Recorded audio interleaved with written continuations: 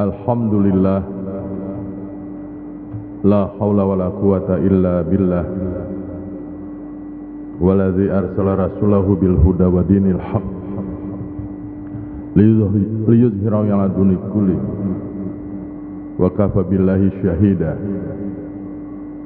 Asyhadu an la ilaha illallah wahdahu la syarikalah wa la na'budu illa iyyah, wa asyhadu anna Muhammadan abduhu wa rasuluh la nabiyya ba'dah. Allahumma shalli wa sallim ala Muhammad wa ala alihi wa sahbihi ajma'in. Amma ba'd, fa ya ibadallah ittaqullaha haqqa tuqatih wa la tamutunna illa wa antum muslimun.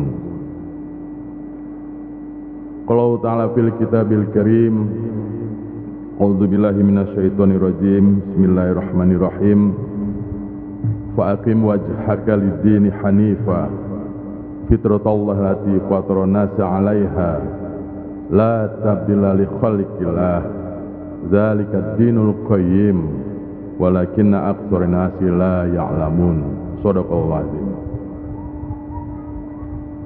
Hadirin jamaah Salat Jumat Masjid At-Taqwa Kampus Universitas Muhammadiyah Jakarta yang dirahmati Allah Subhanahu wa taala. Puji syukur sama-sama kita panjatkan kehadirat Allah Subhanahu wa taala atas segala rahmat dan berkahnya sehingga sampai saat ini kita masih diberi nikmat sehat, nikmat Islam, nikmat iman, dan nikmat-nikmat lain yang tiada ternilai harganya. Dengan nikmat tersebut insya Allah kita akan melaksanakan dengan sesempurna mungkin apa yang menjadi kewajiban kita sebagai hamba Allah, karena sesungguhnya kita diciptakan untuk menghamba pada Allah Subhanahu wa taala. Wa ma khalaqtul jins wal ins illa liya'budun. Salawat dan salam kita sampaikan kepada junjungan kita baginda Rasulullah sallallahu alaihi wasallam, pembawa risalah kebenaran, kekasih Allah, pemimpin umat sepanjang zaman yang telah membawa manusia ke masa pencerahan setelah berabad-abad lamanya terkungkung dalam kegelapan, minal zulumati ilan nur. Semoga dua wasiat yang beliau tinggalkan, yaitu Al-Quran dan Al-Hadis, akan menjadi hudan, petunjuk bagi kita di dalam mengarungi bahtera kehidupan ini. Melalui mimbar Jumat yang sangat mulia ini, saya berwasiat kepada hadirin, termasuk dan terutama diri saya sendiri, tentang takwa. Bertakwalah kita kepada Allah Subhanahu wa taala dengan sungguh-sungguh sebagai wujud keimanan kita atas firman-Nya, wahai sekalian orang-orang yang beriman, bertakwalah kepada Allah dengan sebenar-benar takwa dan jangan kamu mati kecuali tetap dalam keadaan muslim. Ya ayyuhalladzina amanu ittaqullaha haqqa tuqatih wa la tamutunna illa wa antum muslimun. Takwa hendaknya menjadi asas hidup kita. Asas hidup ada dua, yang salah dan yang benar. Asas hidup yang benar adalah takwa. Selain takwa adalah asas hidup yang salah. Takwa kepada Allah Subhanahu wa taala harus dijadikan motor yang menggerakkan semua sendi-sendi kehidupan kita. Menjalankan hidup dengan asas ketakwaan kepada Allah akan mengantarkan kita menjadi manusia yang berbudi pekerti luhur atau manusia yang berakhlakul karimah. Dalam kesempatan yang berbahagia ini, di majelis yang sangat terhormat, perkenankan saya menyampaikan khutbah tentang bagaimana menjadi manusia yang fitri. Hadirin yang dimuliakan Allah Subhanahu wa taala, harapan kita untuk menjadi manusia yang fitri atau fitrah tentu dapat dimaknai secara luas. Dalam Al-Quran, kata fitrah disebut sebanyak 20 kali. Terdapat dalam 17 surat dan dalam 19 ayat. Muncul dengan berbagai bentuknya. Menurut hadis yang diriwayatkan oleh Ibnu Abbas, fitrah adalah awal mula penciptaan manusia. Lafaz fitrah tidak pernah dikemukakan oleh Al-Quran dalam konteksnya selain kepada manusia, karena hanya manusialah yang memiliki jiwa. Fitri atau fitrah adalah domain atau kawasan jiwa, bukan raga. Dalam surat Ar-Rum ayat 30 yang sudah Hatib baca dalam mukadimah khutbah ini, Allah berfirman, A'udzubillahi minasyaitonirrajim, Bismillahirrahmanirrahim, wa aqim wajhaka lidini hanifa fitratallahi lati fatara nasa 'alaiha la tabdila li khalqillah dzalika dinul qayyim walakinna aktsara nasi la ya'lamun.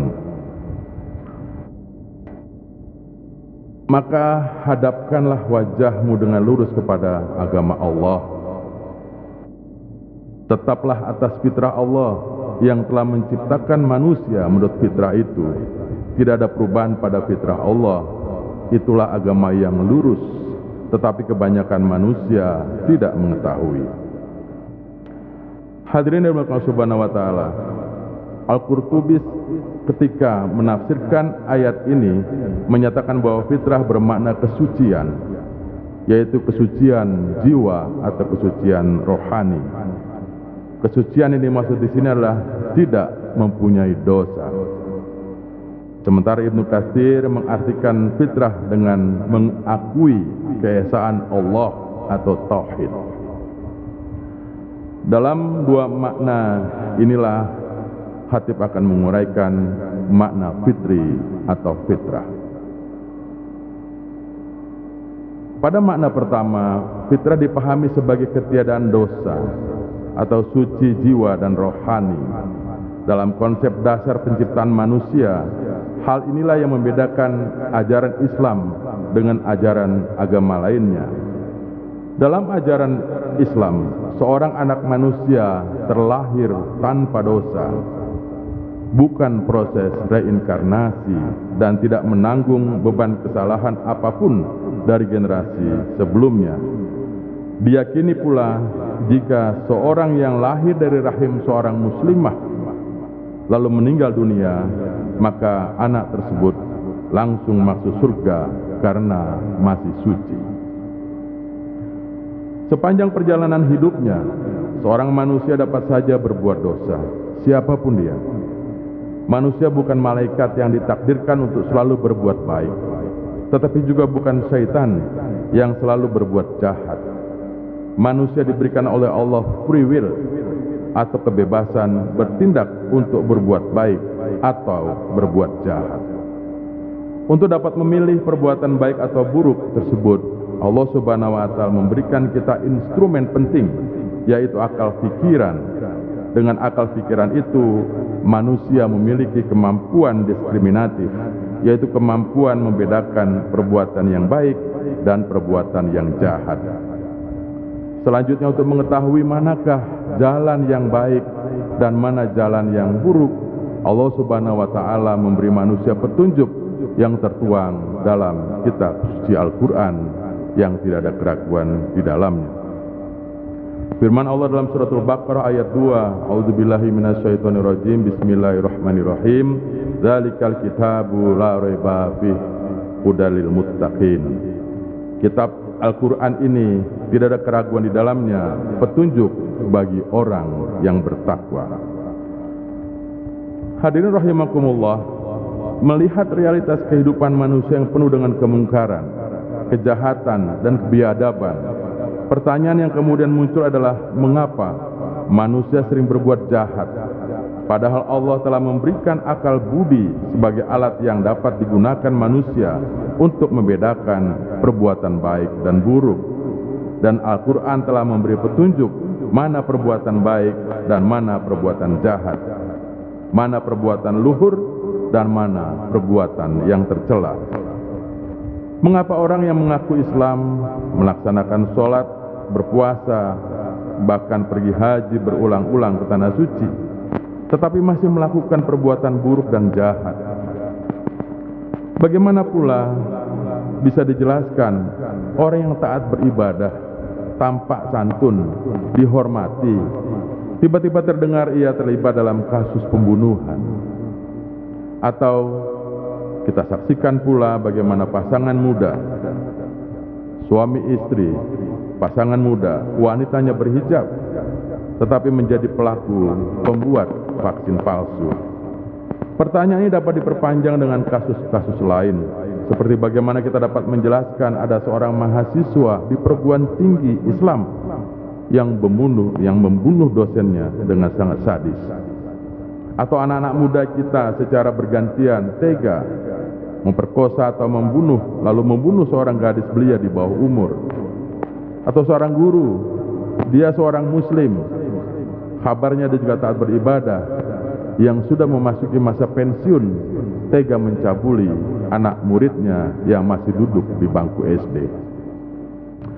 Untuk menjawab hal ini, khatib akan mengutip kiriman WA dari seorang teman yang berisi dialog antara seorang profesor dengan mahasiswanya. Judul dari WA tersebut adalah seorang profesor yang ateis berbicara dalam sebuah kelas fisika. Transkrip dialognya seperti ini. Profesor itu bertanya, apakah Allah menciptakan segala yang ada? Para mahasiswa menjawab, betul, Dia pencipta segalanya. Lalu sang profesor bertanya lagi, jika Allah menciptakan segalanya, berarti Allah juga menciptakan kejahatan. Semua mahasiswa tampak terdiam dan agak kesulitan menjawab hipotesis dari profesor itu. Tetapi tiba-tiba seorang mahasiswa memecah kesunyian. Mahasiswa itu bertanya, Profesor, saya ingin bertanya, apakah dingin itu ada? Profesor menjawab, pertanyaan macam apa itu? Tentu saja dingin itu ada. Sang mahasiswa kemudian menjawab apa yang dikemukakan profesor itu. Profesor, dingin itu sebetulnya tidak ada. Menurut hukum fisika, yang kita anggap dingin sebenarnya adalah ketiadaan panas. Suhu minus 460 derajat Fahrenheit atau 0 derajat Celcius adalah ketiadaan panas sama sekali. Semua partikel menjadi diam, tidak bisa bereaksi pada suhu tersebut. Kita yang menciptakan kata dingin untuk mengungkapkan ketiadaan panas. Selanjutnya, Profesor, apakah gelap itu ada? Tentu saja ada, kata Profesor. Anda salah lagi, Prof. Gelap juga tidak ada. Gelap adalah keadaan di mana tiada cahaya. Cahaya bisa kita pelajari, sedangkan gelap tidak bisa kita pelajari. Kita bisa menggunakan prisma Newton untuk mengurai cahaya menjadi beberapa warna dan mempelajari panjang gelombang setiap warna. Tapi Anda tidak bisa mengukur gelap. Seberapa gelap suatu ruangan diukur melalui seberapa besar intensitas cahaya di ruangan itu. Kata gelap diciptakan dan dipakai manusia untuk menggambarkan ketiadaan cahaya. Jadi, Pak Profesor, apakah kejahatan kemaksiatan itu ada? Beliau mulai bimbang, tapi tetap menjawab, tentu saja ada. Mahasiswa yang cerdas itu mengatakan, sekali lagi Anda salah, Profesor. Kejahatan itu tidak ada. Allah tidak pernah menciptakan kejahatan atau kemaksiatan seperti dingin dan gelap yang saya jelaskan tadi. Kejahatan adalah kata yang diciptakan dan dipakai manusia untuk menggambarkan ketiadaan Allah dalam dirinya. Kejahatan adalah hasil dari tidak hadirnya Allah dalam hati manusia. Hadirin rahimakumullah, dari dialog yang sangat logis dan inspiratif ini dapat disimpulkan bahwa sesungguhnya dosa atau perbuatan jahat terjadi karena manusia lupa menghadirkan Allah Subhanahu wa taala yang mengatur dan mendominasi dirinya. Kita banyak manusia Di dalam hati para pendosa masih terdapat Tuhan-Tuhan lain yang mengatur dan mendominasi dirinya. Inilah yang di dalam Al-Quran manusia diberi label oleh Allah Subhanahu wa Ta'ala sebagai orang yang menghambakan diri pada hawa nafsu. Man ittakhadha ilahahu hawa. Hal ini terjadi karena ketiadaan Allah atau karena manusia memposisikan Allah lebih rendah dari yang lainnya sebagai akibat lemahnya pemahaman dan implementasi tauhid.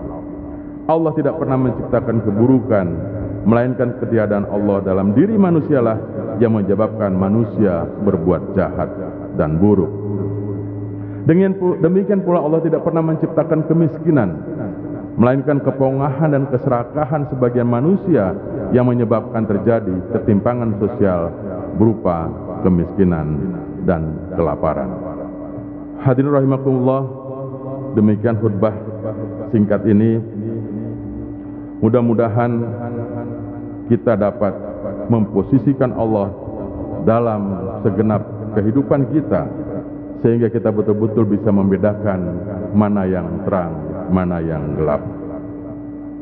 Kefitrian yang kita miliki kita gunakan untuk sebaik-baiknya kehidupan kita di dalam membantu sesama manusia. Hablum minannas dalam rangka memperkuat hablum minallah. Barakallahu wa lakum fil Qur'anil azim wa nafa'ni wa iyyakum bima fihi minal ayati wa dzikril hakim wa taqabbala minni wa minkum tilawatahu innahu was-sami'ul alim.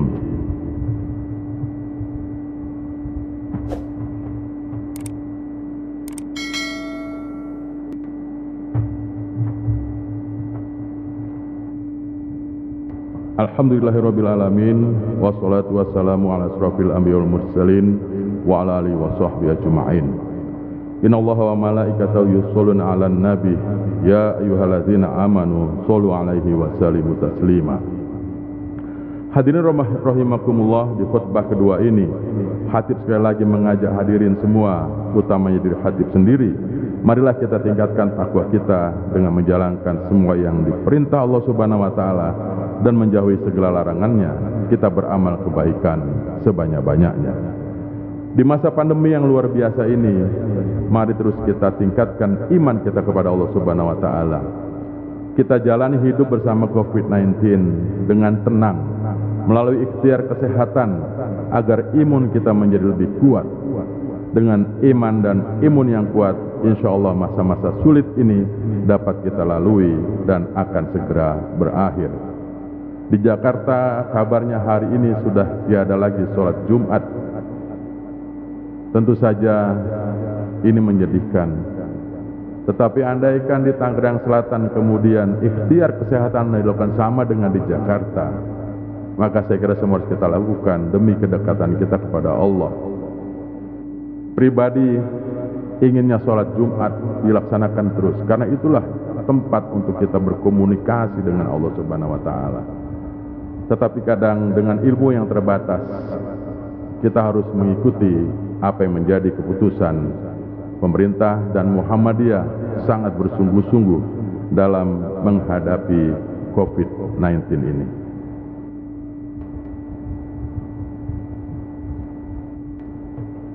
Jangan takut pada kematian, tetapi jangan juga mati karena keangkuhan menganggap remeh pandemi COVID-19. Tetap beribadah, tetap berkarya, patuhi protokol kesehatan. Kullu nafsin za'iqatul maut. Semua orang itu pasti akan mati. Tapi kapan kita akan mati dan apa sebab kita mati, tidak ada pernah manusia yang tahu. Oleh karenanya, ikhtiar kesehatan harus tetap kita lakukan secara maksimal. Kematian adalah waktu yang tidak pernah kita tunggu, tetapi dia akan menjemput kita tepat waktu. Jika waktunya tiba, tidak ada satupun pihak yang dapat menolak. Jantung pemompa darah itu terhenti, tubuh menjadi kaku membujur, tak ada daya. Mulut tertutup dan mata terpejam selamanya, tidak bergeser sedikit pun. Tak ada yang dapat dibawa, tidak ada pula yang dapat menolong, kecuali amal kebaikan, anak yang soleh, dan ilmu yang bermanfaat. Semoga hamparan sajadah panjang tempat kita sujud yang berulang-ulang, berkali-kali dan berulang kali kita gelar dan kita lipat dapat menjadi jembatan yang mengarahkan kita ke nirwana keabadian surga Jannatun Naim. Dalam satu pekan ini, WA kita disibukkan dengan berita teman kita yang terpapar COVID, teman kita yang meninggal. Tentu saja kita bersedih atas itu semua, tapi percayalah bahwa Allah itu adalah menciptakan segala sesuatu, ada ruang sebagai pembelajaran. Tentu saja kita doakan semoga saudara-saudara kita yang hari ini sedang menderita sakit dengan berbagai sebab, terpapar COVID karena faktor alamiah penuaan atau sebab lainnya, disembuhkan penyakitnya oleh Allah Subhanahu wa Ta'ala. Dan saudara-saudara kita yang hari ini atau kemarin ditinggal pergi oleh orang tercinta, kita doakan mudah-mudahan segera tabah. Dan saudara-saudara kita yang meninggal dunia karena penyakit, karena COVID, insya Allah semuanya syahid dan beliau semua sedang tersenyum di sisi Allah Subhanahu wa Ta'ala. Kita akhiri khutbah ini dengan sama-sama bacaan doa kepada Allah Subhanahu wa Ta'ala. Astaghfirullahaladzim, astaghfirullahaladzim, astaghfirullahaladzim. Bismillahirrahmanirrahim. Alhamdulillahirabbil alamin, arrahmanirrahim, maliki yaumiddin. Iyyaka na'budu wa iyyaka nasta'in. Ihdinas siratal mustaqim. Siratal ladzina an'amta 'alaihim ghairil maghdubi 'alaihim waladdallin. Allahumma shalli ala Muhammad wa ala ali Muhammad kama shallaita ala Ibrahim wa ala ali Ibrahim wa barik ala Muhammad wa ala ali Muhammad kama barakta ala Ibrahim wa ala ali Ibrahim fil alamin innaka Hamidum Majid. Allahumma ighfiril muslimina wal muslimat, mu'minina wal mu'minat, al ahya minkum wal amwat, innaka samiun qaribun mujibud da'wat wa yaqdiyal hajat. Allahumma ighfir lana wa li walidayya warhamhuma kama rabbawna shighara. Allahumma inna nas'aluka ridhoka wal jannah wa na'udzubika min sakhatika wan nar. Rabbana la tu'akhizna in nasina aw akhtana. Rabbana wa la tahmil alaina isran kama hamaltahu 'alal ladzina min qablina. Rabbana wa la tuhamilna ma la taqata lana bi. Wa'fu 'anna waghfir lana warhamna anta maulana fansurna 'alal qawmil kafirin. Rabbana hab lana min azwajina wa dzurriyyatina qurrata a'yun waj'alna lil muttaqina imama. Rabbana taqabbal minna innaka antas samiul alim wa tub 'alaina innaka antat tawwabur rahim. Rabbana atina fid dunya hasanah wa fil akhirati hasanah wa qina adzabannar. Wa qina adzamal abror ya aziz ya ghafur karim ya rabbal alamin. Subhana rabbika rabbil izzati amma yasifun. Salamun alal mursalin walhamdulillahi rabbil alamin. Aqimissalah.